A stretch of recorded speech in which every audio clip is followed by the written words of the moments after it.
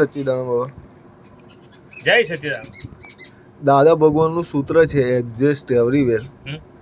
So એમાં દાદા ભગવાન શું કહેવા માંગે છે?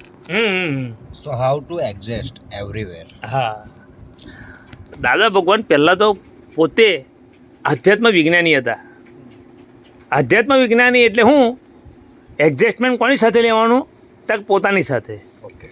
પોતે પોતાને પોતાની સાથે પોતાની સંપૂર્ણ જવાબદારી સાથે પોતાની સંપૂર્ણ જાગૃતિ સાથે સ્વભાવમાં રહી અને સ્વભાવને જેમ જેમ જાણ્યું એટલે એડજસ્ટ થયો.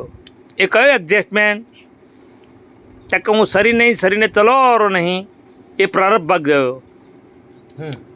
અને હું આત્મા છું, હું અકર્તા છું, હું અચ્યુત છું, હું અખંડ છું, હું અજન્મા છું, હું અવ્યક્ત છું, હું અવ્યાભાસ સ્વરૂપ છું, હું જન્મ મરણથી મુક્ત એવો શુદ્ધાત્મા છું. એ કયો ભાગ? તક પોતાની કમોની. આ કમોનીની અંદર શું છે? તક આપણે બધા હોજે રામદેવ પીરના પાઠમાં હતા દાદા. એ આરતી ઉતારીને અમરત પીવાય, પોતાની કમાઈએ સંતો ઉતરો ભવપાર. એ ગોળો પીરોની આરતીમય ચમર ડોળાય, કંકુ કેસરનો હરીને છોટનો છંટાય. પોતાની કમોની એટલે શું સાહેબ? ત્યાં કે હિતાહિતનું ભાન થયું કે હવે મારે આત્મા પક્ષે જીવવું છે અને આત્માની વેલ્યુ વધી ત્યારે જ આપણને કોઈ ગાર્ડન એની અસર ના થાય. મનમાં ચતરવટ થાય પણ આપણો પરમાનંદ ના જાય. કમ? ત્યાં કે છૂટાપણું. મનમાં બધું જ થાય પણ છૂટાપણું વેલ્યુ નહીં સમજાય સોનુભાઈ, મનની કે આત્માની? આત્માની.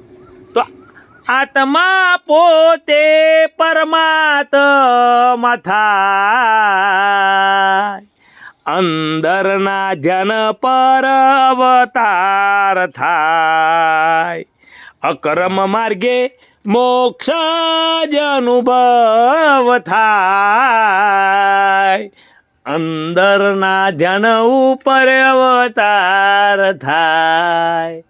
અંદરનું ધ્યાન એટલે કયું? સ્વ પરનો પ્રકાશ, સ્વ પરનો વિવેક, સ્વ પરનો પરમ વિનય. સ્વ પરનો પરમ વિનય વિવેક કોને કહેવાય સાહેબ? કે વેલ્યુ આત્માની થઈ જાય.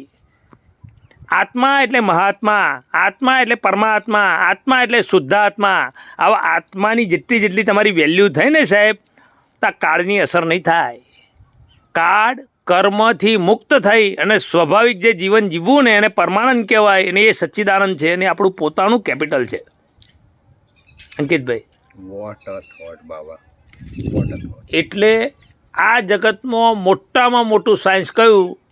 તમે શુદ્ધાત્મા થઈ અને શુદ્ધાત્મા બધાનું નામ જુઓ સાહેબ, એની અંદર 360 ડિગ્રી જવા માટે મોટામાં મોટું સાધન હોય ને, શુદ્ધાત્મા જોઈને શુદ્ધાત્મા થવાની દાદા શક્તિ આપો ને.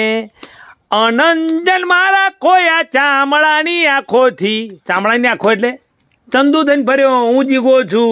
અંકિતભાઈ આવું કરે છે, સોનુભાઈ આવું કરે છે, મારા ભાઈ આવું કરે છે, મારી બોન આવું કરે છે. પણ એની અંદર શુદ્ધબુદ્ધ નથી. અને શુદ્ધબુદ્ધ જે જ્ઞાની પુરુષ છે, 5 આજ્ઞામાં હાલીને સાહેબ, તો આપણો આખો સ્વભાવ ખુલ્લો થઈ ગયો.